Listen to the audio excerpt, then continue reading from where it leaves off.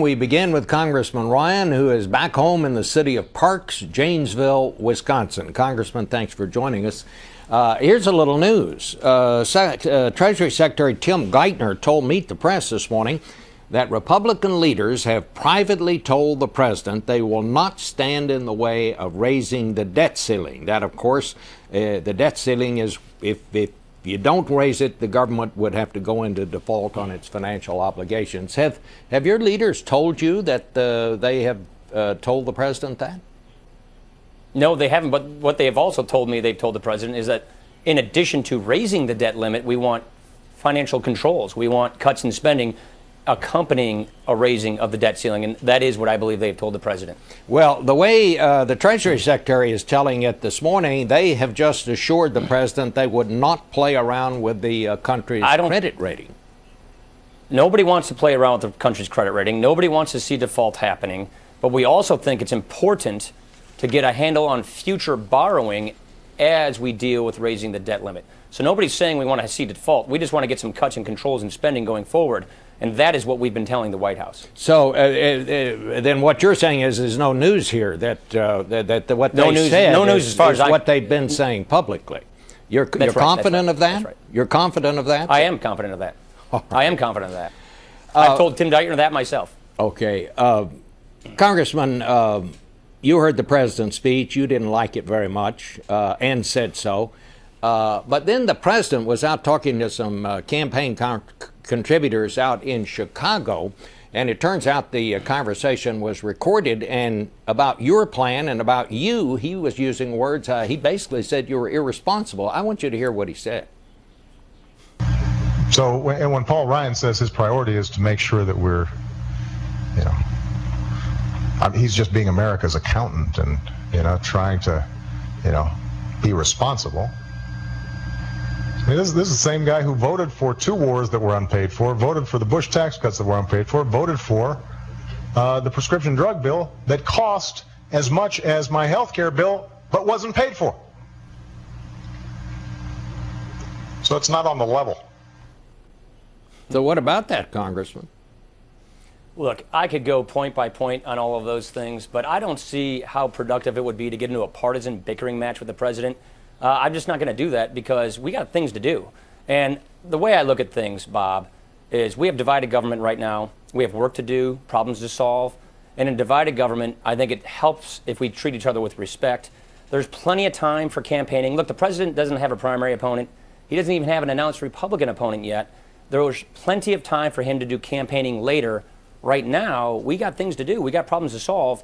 And so I think it would just be more productive if we put the campaign rhetoric aside and get on to focusing on treating each other with respect. And look, both parties have done this to each other. I'm not saying, only one party does this, but I think the tone gets set at the top. And I think it'd be more productive if the tone set at the top was one more of mutual respect, one more of getting things done and coming together to solve problems. Well, that is a little bit different than what you told Charlie Rose right after the president's speech. You said, I guess we're going to have to do this without the president. We're not getting any leadership from him. You seem to be saying that you weren't even willing to sit down with him. Are you now willing to sit down with the other side? Of course I am. I was not saying we weren't willing to. We've never been invited to sit down with him. What I was talking about at the time was he appointed a fiscal commission last year to come up with solutions. They came up with solutions. He disavowed their solutions. And now he's coming up with yet another commission to come up with solutions. My point is we need to lead, and we shouldn't be delegating these tough decisions to other people to make. We've got to make tough decisions to save our country from a debt crisis, to get this economy growing, and to pay off our debt so our children get a debt-free nation. That's what we're doing. We're putting actual ideas on the table to fix these problems. We're not asking other people to do it. And so my point is, if our leaders are not actually leading, that doesn't get things done. And so we're going to lead. We're putting ideas out there, and we're not kicking it to other people to make decisions like other commissions. And that's the point I was making when I was talking to Charlie Rose. You have 2 very different approaches that are now out there. The president wants to raise taxes on the wealthiest Americans. He wants to keep Medicare in place. The big part of the savings in your plan is to do away with Medicare, replace it with private insurance that would be subsidized by the government, and you actually want to lower taxes on the wealthy, even lower than the Bush tax cuts, which were enacted during the Bush administration. I guess the question I would have, Congressman, why do these rich people need another tax cut? I mean, they're already rich. They seem to be doing pretty well as it is now. Why cut their taxes some more? So first of all, we're not talking about cutting taxes. We're just not agreeing with the president's tax increases. I guess that's the new definition of tax cuts. We're saying keep tax rates where they are right now and get rid of all those loopholes and deductions, which, by the way, are mostly enjoyed by wealthy people, so you can lower tax rates. We're basically taking a page out of the playbook of the Fiscal Commission. The president's Fiscal Commission, supported by a majority of Democrats, said the same thing. Broaden the tax base, lower the tax rates for economic growth. A simpler, flatter, fair tax code, more internationally competitive so we can create jobs. That's what we're proposing. This isn't tax cuts, it's tax reform, targeting our revenues at where they are right now. We're just not signing on to all the tax increases that the president's proposing. On Medicare, let me just tell you, no change would occur to anybody 55 years of age or above. The problem is Medicare goes bankrupt in 9 years. And unless we do something to save it, it won't be there for future generations like my generation. And the ideas we're talking about for reforming Medicare is a system that works just like the one that I have as a member of Congress that federal employees have. It works like the prescription drug benefit works now for seniors, which is proven to lower costs and expand choices. And also, it's an idea that has come from both parties in the past. It has traditionally had bipartisan support in the past. And I would simply say the president had one idea he gave us on Wednesday, which is have this board of 15 people that he appoints ration and price control Medicare for current seniors. So we just don't think government rationing on Medicare is the answer. We think we should keep the promise to current seniors and people 10 years away from retiring, but then reform the system for the next generation so that it's safe and solvent for current seniors and for future generations, because Medicare is going bankrupt. All right, let me just go back to what you said there at the top. You say you're not for cutting taxes, but am I misinformed? I thought you were talking about lowering that rate for the top in exchange income for taxpayers deductions back to about 25%. So isn't that a tax That's right. cut? In exchange for losing your deductions. So in exchange for losing the loopholes and deductions that mostly higher income earners use. So what we're saying is keep tax revenues where they are. Don't lower tax revenues, but clean up the tax code so that it works. If you have really high tax rates, what you end up doing is you penalize small businesses. You have to remember, Bob, most successful small businesses file their taxes as individuals. Most of our jobs come from these small businesses. The president is proposing to raise the top tax rate on these small businesses to 44.8%. We don't think that's good for jobs. We don't think that's good for economic growth. And when we tax our employers a whole lot more than our foreign competitors tax theirs, we lose, they win, and we don't want that. So just like the Fiscal Commission, the bipartisan Fiscal Commission said, lower tax rates, broaden the tax base for economic growth, and that's exactly what we're proposing. I guess the part that I don't quite understand, and I take your proposal to be a serious one, but the part I don't understand is if the country is going bankrupt, if the country needs to borrow 40 cents of every dollar that it spends, how do you help that by reducing the amount of taxes that the richest people in the country pay? It would seem to me that's where you get revenue. How do you justify Two that? things. Two things. Number one, we don't have a tax problem. Our revenues are going back to where they have been historically. We have a big spending problem. Spending is growing at a very unsustainable rate. So let's focus on spending. The other thing I would simply say is massive tax increases. The president's proposing $1.5 trillion in tax increases. The Democrats in Congress are proposing anywhere from $2 to $16 trillion in tax increases based on the 3 budgets they brought to the floor the other day.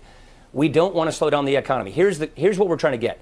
Spending cuts and controls to get spending under control, because that's the problem, and economic growth and job creation. We don't want to give up one to get the other. Raising tax rates on anybody, especially successful small businesses, slows down the economy, loses jobs, and if you have lower economic growth, you have less revenues, and it puts you further behind. We want more tax revenues, but we want to get it by expanding job creation, by expanding economic growth.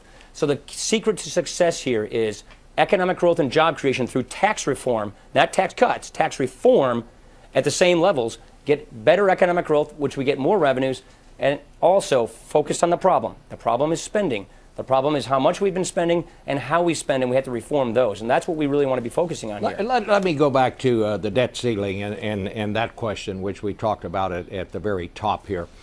You're saying that there are going to have to be some spending cuts agreed That's to. Right. And controls. And controls before Republicans will be willing to vote to raise the debt limit. Tell me specifically what those conditions would be. What do you want before you're willing to do that? Well, we don't really see this as before. We see this in conjunction with. So we're not really interested in negotiating through the media. There are many different ways of putting caps on spending. The budget we propose has 3 different kinds of caps on spending. Caps on what we call discretionary spending in law. Those have worked. Republicans turned them off in the 1990s. They were successful. We should go back down that path again. Global caps on total government spending. There's deficit caps, debt caps. There's lots of different ways of controlling spending.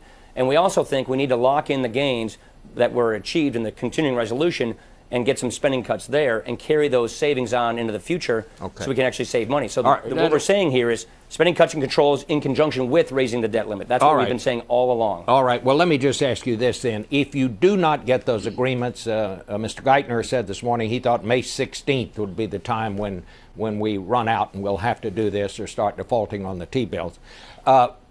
What if you don't get the agreement you're talking about, let's say before May 16th? Then what do you do? Well, he's also said it's beyond May 16th. I don't think May 16th is a hard deadline. Well, we still don't even know what the April tax talking about this morning. There are things Treasury can do to get more time, but I sort of reject the premise of the question, which is we should just ignore the spending problem and just keep raising debt. Look, we shouldn't ignore the spending problem. It is why we have this debt problem in the first place. So we need to work together to get spending under control while we deal with this debt. The reason the debt ceiling is being hit is because spending has been going on unchecked from the past. We want to make sure that we deal with this in the future. And so I don't accept the premise that we just can't get spending under control around Washington. If that's true, do you then we're going to have a debt crisis. Do you accept this, that you won't answer the question about what you're going to do if you don't get those agreements before May the 16th? You won't say whether or not you're going to vote on a bill just to raise the debt limit.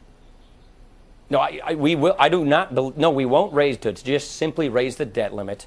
We will vote to have spending cuts and controls in conjunction with a debt limit increase. I don't see May 16th as a hard, fast deadline. I think Tim Geithner would probably agree with that. He and I have talked about this. But the key is we shouldn't just accept the premise that we just have to rubber stamp a debt increase without any spending controls. I just don't agree with that. And I think a lot of Democrats agree with me on this. All right. Well, Congressman, thank you so much for being with us this morning. We hope you'll come back to see us.